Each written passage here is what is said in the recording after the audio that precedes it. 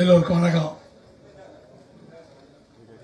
மேடையில் இருக்கிற சினிமா ஜாம்பவான்களே, அரங்கம் நிறைஞ்சிருக்கு. அதை பார்க்கும்போது சந்தோஷமா இருக்கு. சினிமாக்காரங்களுக்கு ரொம்ப முக்கியமே ஹவுஸ்ஃபுல் ஆகணும். இந்த ஆடியோ ரிலீஸ் ஹவுஸ்ஃபுல்லா இருக்கு. இதே முதல் வெற்றி. நம்ம டயம் பாபு சார், பிரபு சார் பேர் சொன்னாங்க, அவ்வளவுதான். சார் சொன்னாங்க வர சொல்லுங்க. பிரபு சார் பேர் சொன்னா எனக்கு நினைவாற்றல் சரியா இருக்கிற வரைக்கும் அவர் எங்க எப்ப சொன்னாலும் நான் இங்க வந்து நின்றுவேன். ஏன்னா அந்த ஒரு ஜீவன் என்ன ஓகே இந்த பையன் சொல்லனா இந்த மேடையில நான் இல்லை. நான் வேணா இப்போவாது பரவாயில்ல, ஏதோ சட்டக்கிட்ட போட்டு கொஞ்சம் பார்க்குற மாதிரி கொஞ்சம் உருவமா இருக்கேன். நான் ஒரு 21 வயசு எப்படி இருந்திருப்பேன் பாருங்க. என்னை பார்த்தா ஒரு டைரக்டராக மதிக்க மாட்டாங்க. கன்னிராசி பூஜை அதில் இளையராஜா சார் பக்கத்தில் இருக்கிறாங்க, பிரபு சார், அப்புறம் எல்லிபி சார், இவங்க நிற்கிறாங்க. அங்கே பூஜை செய்கிற ஐயர் வந்து எல்லார்ட்டையும் அந்த பூ இதெல்லாம் கொடுத்து ஆசீர்வாதம் வாங்குறாங்க. நானும் போய் கை நீட்டேன், என்னை தள்ளி விட்டாரு. அப்புறம் ஏதோ தீர்த்தம் நான் போய் கை நீட்டேன், தள்ளிட்டாரு. இப்போ ஏதோ தேவையில்லாமல் ஒருத்தன் வந்திருக்கான்னு. அப்புறம் இளையராஜா சொன்னார், இவன் தாங்க டைரக்டர். அதுக்கப்புறம் ஏகட்டியே மாத்திரம் சொன்னார். அந்த அளவுக்கு என்னை பார்த்தா டைரக்டராகவே தெரிய மாட்டேன். அப்படி ஒரு உருவம் இருந்த என்ன, இவன் ஒரு டைரக்டரா ஒரு கதை சொல்றான், இவன் நிச்சயமா ஒரு நல்ல படம் எடுப்பாரு நம்பி எனக்கு காட்சிட்டு கொடுத்தாருல, அந்த தெய்வத்தை நான் நண்பத்துக்கு மறக்க மாட்டேன். அற்புதமான மனிதர். அந்த உருவத்துக்கும் அந்த குழந்தைக்கும் சம்பந்தமே இருக்காது. அவர் கம்பீரத்துக்கு அவர் குழந்தை மாதிரி பேசுவார். என்கிட்ட நான் டைரக்டர்கிட்ட வந்து எங்க டைரக்டர் வந்தால ஒரு சொல்லிக் கொடுக்குற காரணம் இல்லை, இப்படி பண்ணுங்க அப்படி பண்ணுங்க நீ இல்லைங்க அப்படிலாம் பேசுவேன். அதை நாசுக்கு அவர் சொல்லுவார், பாண்டி நீ நல்லா சொல்ற, ஆனா சொல்றது ஏதோ கொஞ்சம் செய்தி அப்படிலாம் வருது, அதெல்லாம் கொஞ்சம் கட் பண்ணு அப்படின்னு தோளில் கை போட்டு ஹவு டு பிஹேவ், எப்படி மற்றவங்கிட்ட பழகணுன்றத கற்றுக் கொடுத்த மாமனிதர் பிரபு சார் தான். ஏன்னா சினிமா கற்றுக்கிட்டோம் வந்தா இல்லை, இந்த உலகத்தில் எப்படி பிழைக்கணும், யாராருக்கு எப்படி பழகணும், யாராருக்கு என்ன மரியாதை கொடுக்கணும், அதெல்லாம் பெரிய விஷயம். ஒரு ஒரு யூனிவர்சிட்டி மாதிரி வருது, அற்புதம் சொல்லி கொடுத்தாரு. அவர் வச்சு நான் அந்த படம் பண்ணும்போது அதில் ஒரு டூயட்டு ஆலாஸ்து மலிய மலியன்னு, அதில் தர்றதுக்கு என்கிட்ட ஃபிலிம் பத்தல, அப்போ ரொம்ப நெருக்கடி. அதில் சரணம் முழுக்க ஒரே ஷாட் வச்சேன். சாரு எடுத்துக்கிட்டு ஆடினார். கோல்டன் பீச் தான் எங்களுக்கு பெரிய லொக்கேஷன், கோல்டன் பீச் தான். கோல்டன் பீச்லாம் எடுக்கிறீங்களா அப்படின்வாங்க. அப்போ அவ்வளோ பெரிய ஷூட்டிங்கு அதான் எடுத்தேன். 2 சரணமும் ஒரு ஷாட்டு எடுத்தாச்சு. வந்து அதை 80 வச்சு பார்த்தா அது சிங்க் ஆகலை, பேட்டரி கொஞ்சம் லோவாக போட்டிருக்காங்க, பேட்டரி மாற்றலை. அப்போ இருந்து மறுபடிக்கு அப்போ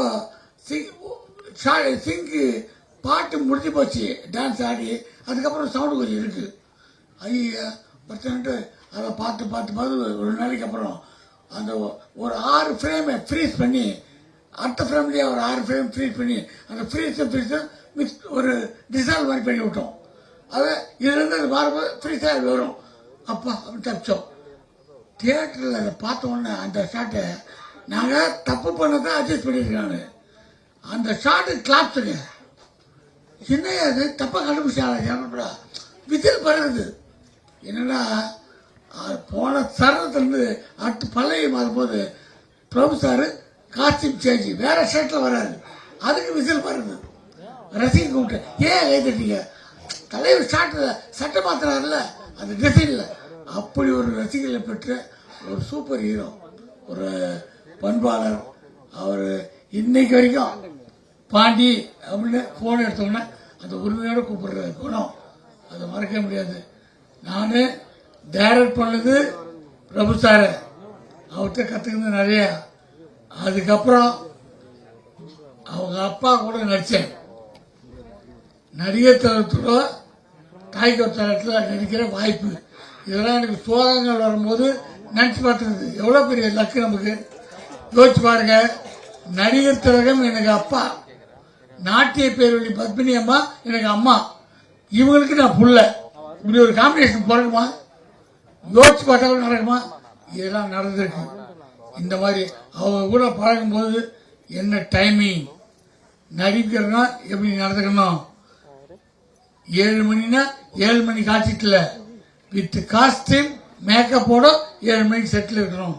இதெல்லாம் சொல்லி கொடுத்த தெய்வங்கள் தான். ஒரு அற்புதமான குடும்பம்.